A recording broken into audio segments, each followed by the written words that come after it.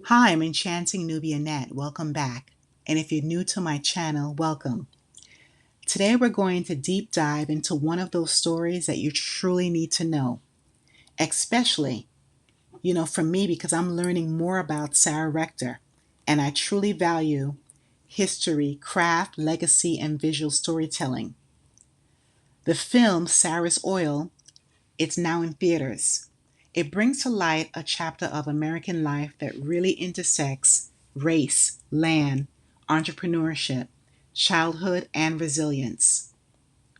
So let's unpack the story of Ciara Rector, the way the movie presents it, and why it matters to everyone.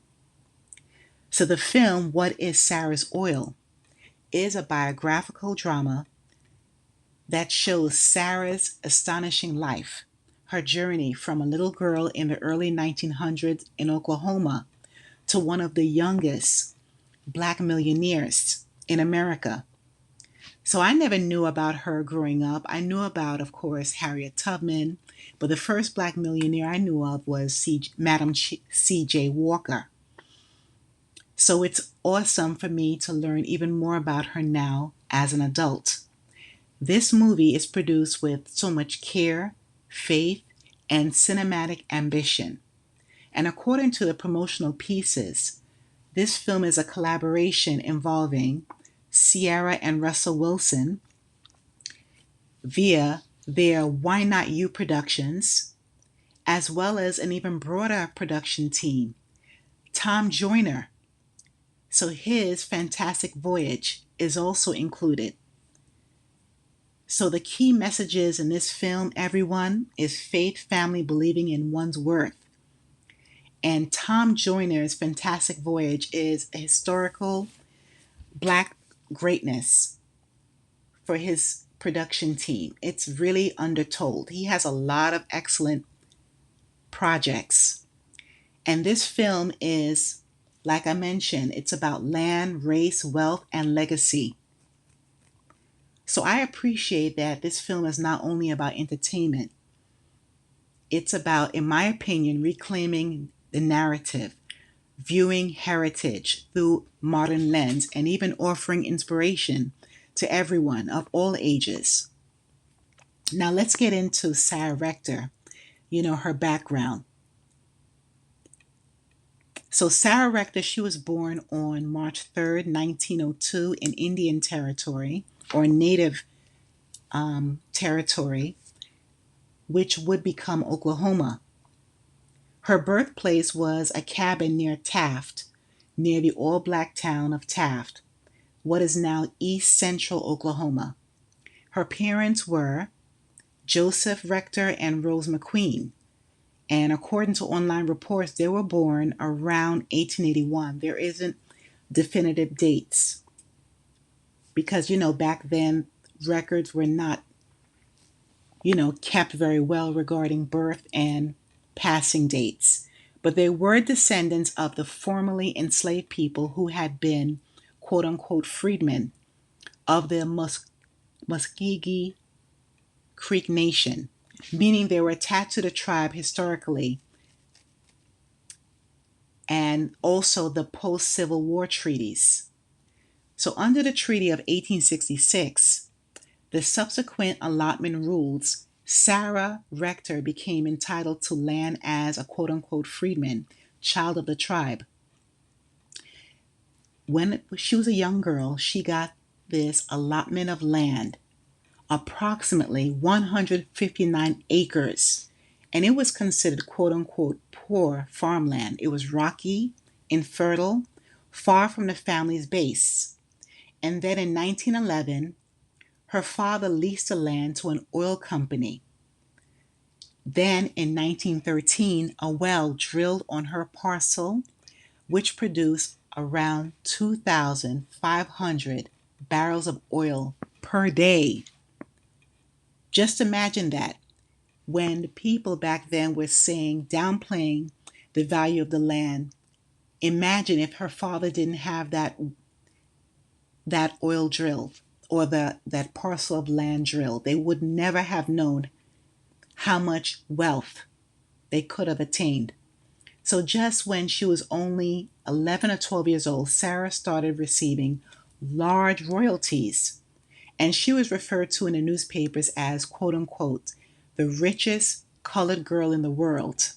They visited this home. She moved to Kansas City when she was 18. Dwayne Williams is the president and CEO of 12th Street Heritage, a development corporation that once called the Rector Mansion home. It's been sold and now boarded up with posted signs to keep out. Just felt that you were still in the presence of royalty. Researchers believe Sarah Rector was born on March 3, 1902 in Muskogee, Oklahoma. Records show she was the first black woman millionaire who moved to KC when she was 18. Megan Dennis, a University of Kansas graduate student, dug deep with the Kansas City Public Library to find Sarah's story.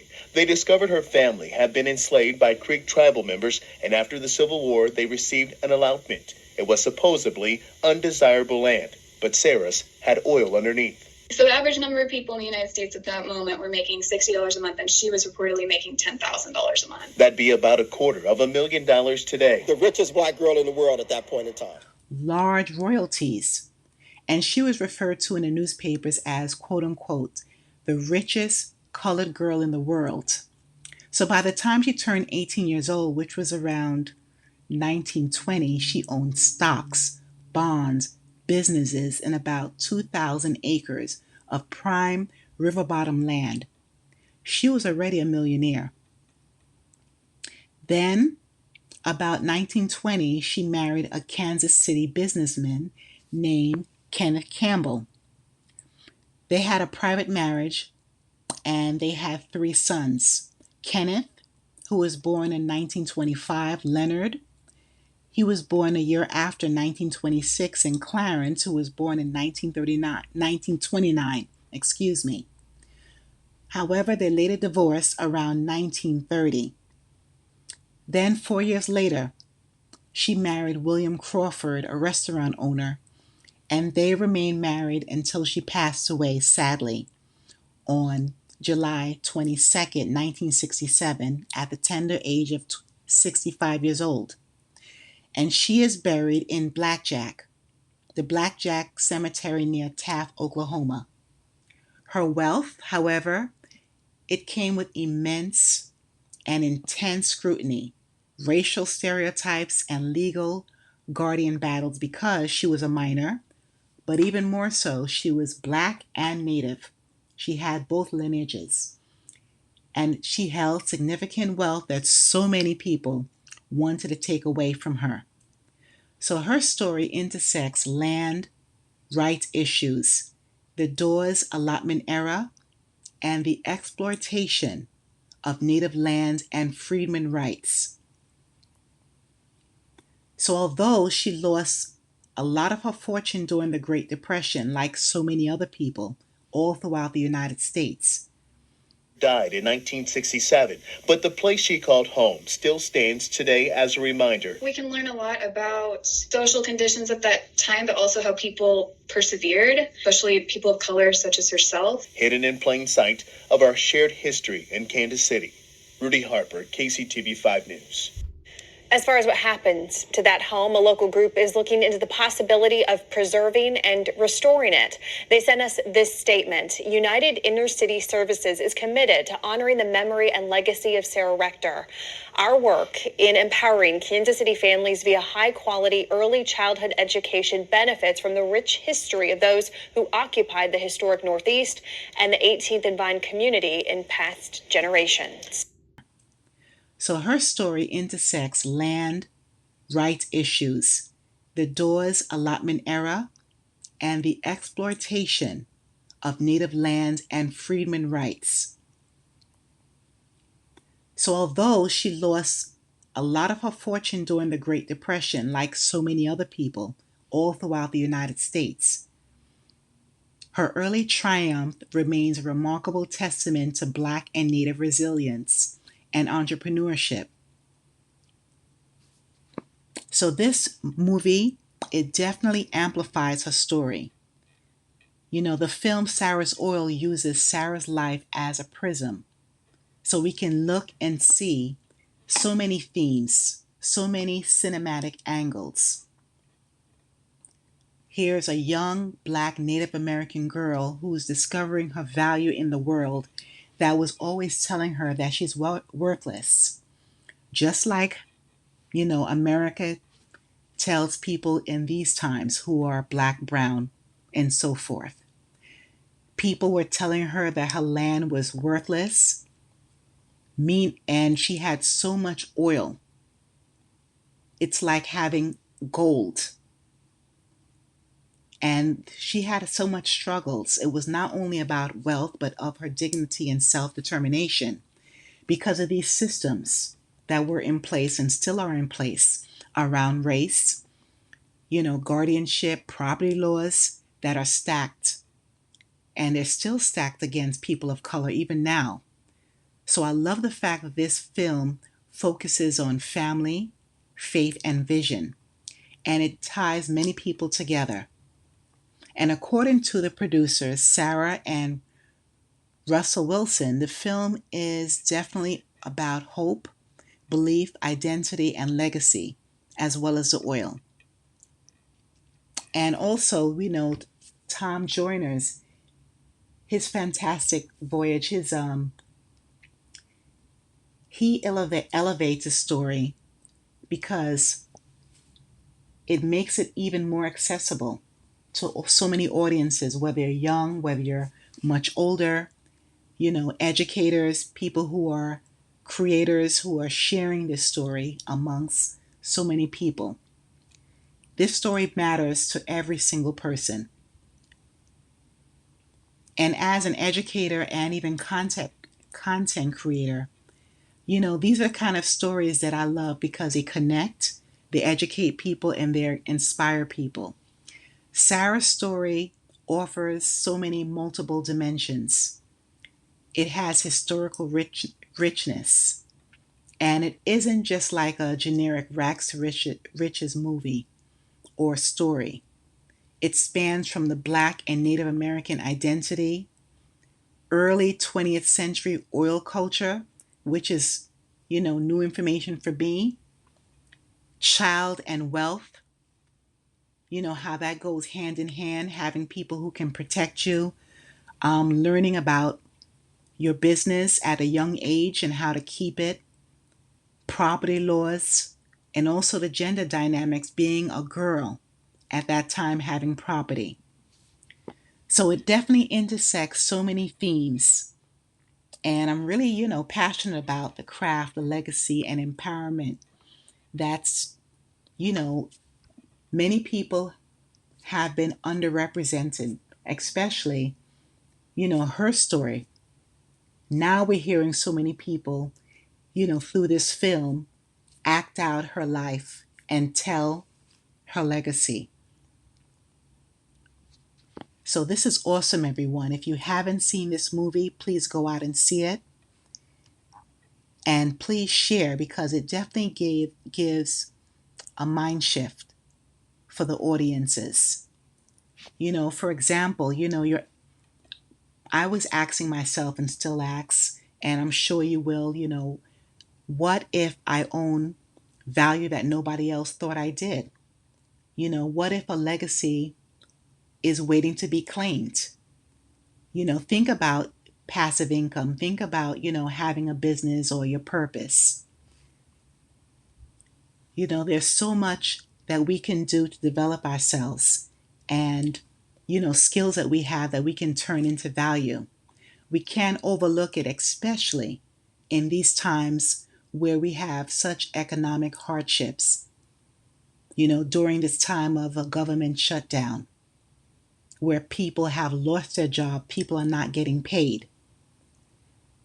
In this case, wealth came quick, but we know that wealth that comes quick can also come with a lot of risk. And Sarah's fortune was very exceptional. There was a lot of structural protections that should have been there that were very weak and even biased towards her. So the story isn't simply about get rich quick. And the land that was given to her was definitely under complex treaty rights. The oil discovery was somewhat of luck, timing, and also geology. Thankfully, it was in that part of her land, the land that she had acquired, which was so many acres. Thank goodness they did drill. And without systemic change, many people would have still missed out. And even now, there's so many changes that need to be made, in the laws. There's so many people who don't have land in comparison to back then, many, many decades and centuries ago.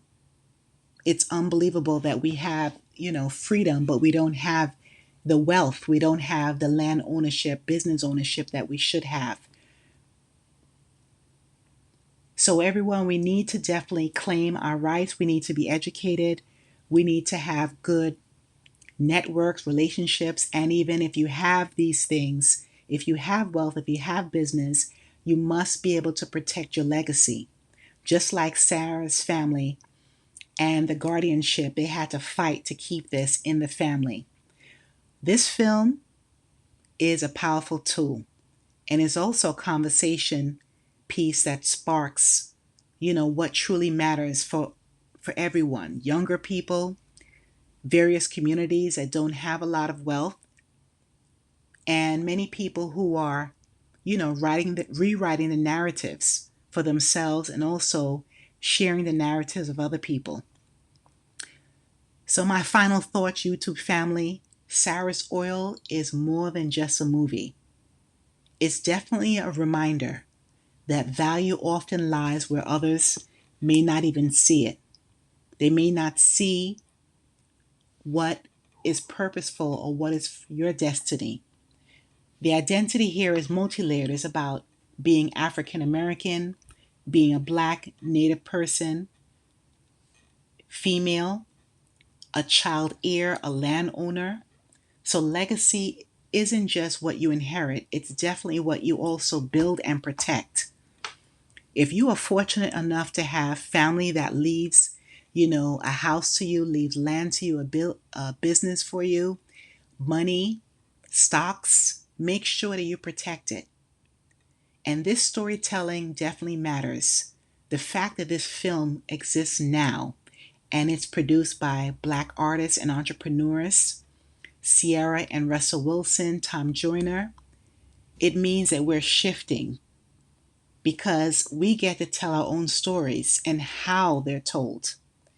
And the stories are told to all people. It's not limited. It's a huge, huge audience. So I really want everyone to see this film. Please share the information about this video. And if you go to see the film or if you have seen it, think about this. What can you draw or learn from Sarah Rector's legacy? Think about your purpose in life and ways you can improve or develop yourself for the sake of, you and your family. What is your oil? How can you claim it? How can you protect it? How can you turn it into sustainable value? Please leave a comment below. Thank you all for watching. Please like, share, and subscribe to my channel. And stay safe wherever you are.